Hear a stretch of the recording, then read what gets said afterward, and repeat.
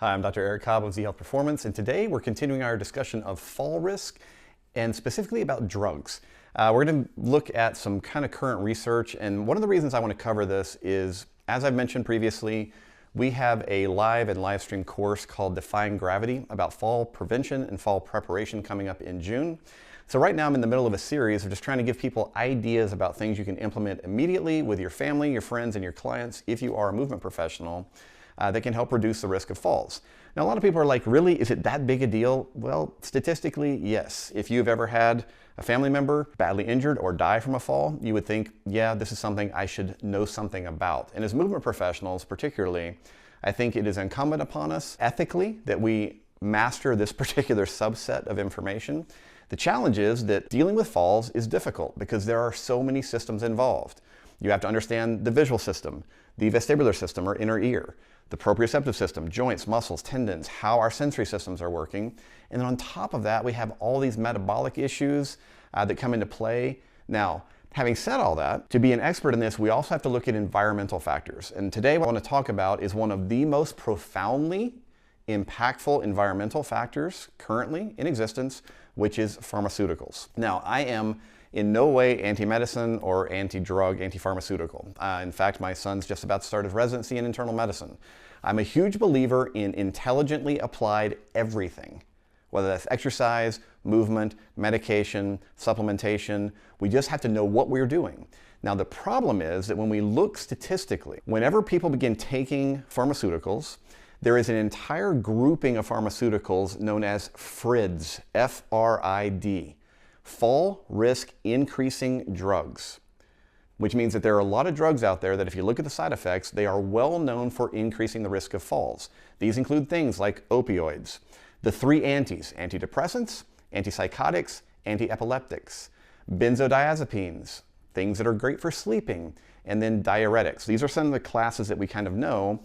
And people, for instance, that are taking prescription opioids are at about 60% increased risk of falling. So if you work with people in any way, shape, form, or fashion, you need to take a medication history, you need to go online, and you need to get that list and say, okay, are they taking these three things, and do they seem unstable? Because it may need to be addressed by their physician. In fact, across most of Europe, the United States, and Canada, that I know of, probably other countries as well, there is a big push now for what is called deprescribing, taking medications away from people, because often what we'll see is people go to one doctor for one thing and another doctor for another thing, and just because of time frustrations and time limitations, maybe multiple prescriptions have been given all for the same thing.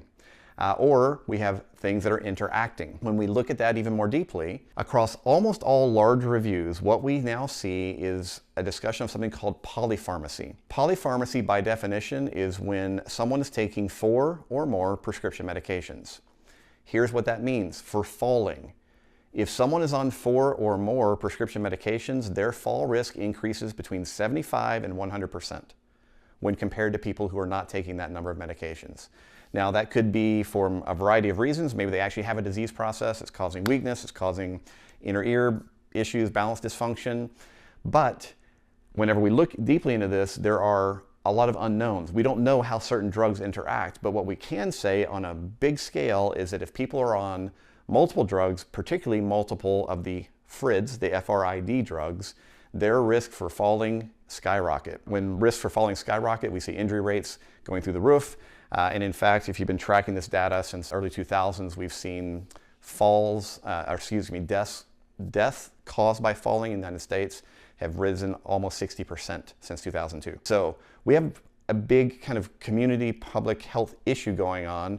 And as I said, if you're going to be an expert in fall prevention, which I think all movement professionals need to be, you have to understand the impact of the things that your clients are putting into their bodies, and you have to have a plan in place to deal with it. So hopefully you found this interesting and you're kind of into all this stuff. We are a brain-based education company. We're going to focus on typically a lot of the things that we do about movement and how the brain and body are interacting, but you can't talk about the brain without talking about the things that we're putting into our bodies, because it's going to impact them too. So if you're interested in this stuff, you're a movement professional, make sure to check out our free resources. We have a 6-hour online class that is free We have a free ebook so that you can just dive into this information and figure out, hey, is this for me? And you can also subscribe to this channel where we have a lot of videos because I'm standing in front of this camera a lot. So make sure to subscribe, check us out. If you have any questions, you can obviously contact our office. We're happy to talk about this with you. And the main thing I want you to do, like I said, Google this stuff. Look up fall risk increasing drugs. Make that list. Compare it to the stuff that your family's taking, your friends are taking, your clients are taking, because this can be a life-saving discussion that you can have with them and hopefully that they can have with their physicians. All right? Good luck to you.